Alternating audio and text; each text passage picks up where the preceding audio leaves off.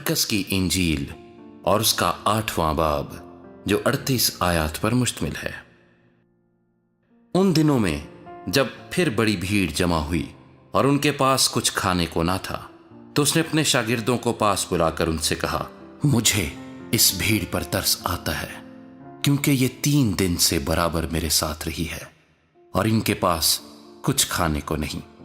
अगर मैं इनको भूखा घर को रुखसत करूं तो राह में थक कर रह जाएंगे, और बाज इनमें से दूर के हैं। उसके शागिर्दों ने उसे जवाब दिया कि इस बेयाबान में कहां से कोई इतनी रोटियां लाए कि इनको सैर कर सके। उसने उनसे पूछा, तुम्हारे पास कितनी रोटियां हैं? उन्होंने कहा 7। फिर उसने लोगों को हुक्म दिया कि जमीन पर बैठ जाएं, और उसने वो 7 रोटियां ली और शुक्र करके तोड़ी और अपने शागिर्दों को देता गया कि उनके आगे रखें, और उन्होंने लोगों के आगे रख दी, और उनके पास थोड़ी सी छोटी मछलियां थीं। उसने उन पर बरकत देकर कहा कि ये भी उनके आगे रख दो। बस वो खाकर सैर हुए और बचे हुए टुकड़ों के 7 टोकरे उठाए, और लोग 4000 के करीब थे। फिर उसने उनको रुखसत किया और वो फिलफोर अपने शागिर्दों के साथ कश्ती में बैठकर दलमनूता के इलाके में गया। फिर फरीसी निकलकर उससे बहस करने लगे और उसे आजमाने के लिए उससे कोई आसमानी निशान तलब किया। उसने अपनी रूह में आह खींचकर कहा, इस जमाने के लोग क्यों निशान तलब करते हैं? मैं तुमसे सच कहता हूं कि इस जमाने के लोगों को कोई निशान दिया ना जाएगा। और वो उनको छोड़कर फिर कश्ती में बैठा और पार चला गया। और वो रोटी लेना भूल गए थे, और कश्ती में उनके पास 1 से ज्यादा रोटी ना थी। और उसने उनको यह हुक्म दिया कि खबरदार, फरीसियों के खमीर और हेरोदीस के खमीर से होशियार रहना। वापस में चर्चा करने और कहने लगे कि हमारे पास रोटी नहीं।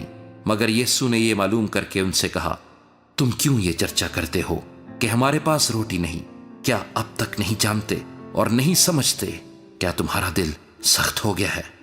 आंखें हैं और तुम देखते नहीं, कान हैं और सुनते नहीं। और क्या तुमको याद नहीं, जिस वक्त मैंने वो 5 रोटियां 5000 के लिए तोड़ी, तो तुमने कितने टोकरे टुकड़ों से भरे हुए उठाए? उन्होंने उससे कहा, 7। उसने उनसे कहा, क्या तुम अब तक नहीं समझते? फिर वो बैतसैदा में आए, और लोग एक अंधे को उसके पास लाए और उसकी मिन्नत की कि उसे छुए। वो उस अंधे का हाथ पकड़कर उसे गांव से बाहर ले गया, और उसकी आंखों में थूक कर अपने हाथ उस पर रखे और उससे पूछा, क्या तू कुछ देखता है? उसने नजर उठाकर कहा, मैं आदमियों को देखता हूं, क्योंकि वो मुझे चलते हुए ऐसे दिखाई देते हैं जैसे दरख्त। फिर उसने दोबारा उसकी आंखों पर अपने हाथ रखे, और उसने गौर से नजर की और अच्छा हो गया, और सब चीजें साफ साफ देखने लगा। फिर उसने उसको उसके घर की तरफ रवाना किया और कहा कि इस गांव के अंदर कदम भी ना रखना। फिर यीशु और उसके शागिर्द कैसरिया फिलिप्पी के गांव में चले गए, और राह में उसने अपने शागिर्दों से ये पूछा कि लोग मुझे क्या कहते हैं? उन्होंने जवाब दिया कि यूहन्ना बपतिस्मा देने वाला, और बाज एलिया, और बाज नबियों में से कोई। उसने उनसे पूछा, लेकिन तुम मुझे क्या कहते हो? पतरस ने जवाब में उससे कहा, तू मसीह है। फिर उसने उनको ताकीद की कि मेरी बाबत किसी से ये ना कहना। फिर वो उनको तालीम देने लगा कि जरूर है कि इब्ने आदम बहुत दुख उठाए, और बुजुर्ग और सरदार काहिन और फकीह उसे रद्द करे, और वो कत्ल किया जाए, और 3 दिन के बाद जी उठे। और उसने ये बात साफ साफ कही। पतरस उसे अलग ले जाकर उसे मुलामत करने लगा, मगर उसने मुड़कर अपने शागिर्दों पर निगाह करके पतरस को मुलामत की और कहा, ऐ शैतान, मेरे सामने से दूर हो, क्योंकि तू खुदा की बातों का नहीं बल्कि आदमियों की बातों का ख्याल रखता है। फिर उसने भीड़ को अपने शागिर्दों समेत पास बुलाकर उनसे कहा, अगर कोई मेरे पीछे आना चाहे तो अपनी खुदी से इनकार करे और अपनी सलीब उठाए और मेरे पीछे हो ले।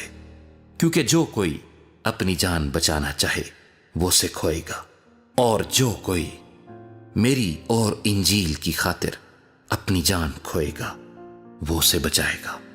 और आदमी अगर सारी दुनिया को हासिल करे और अपनी जान का नुकसान उठाए तो उसे क्या फायदा होगा? और आदमी اپنی جان کے بدلے کیا دے، کیونکہ جو کوئی اس زناکار اور خطا کار قوم میں مجھ سے اور میری باتوں سے شرمائے گا، ابن آدم بھی جب اپنے باپ کے جلال میں پاک فرشتوں کے ساتھ آئے گا تو اس سے شرمائے گا۔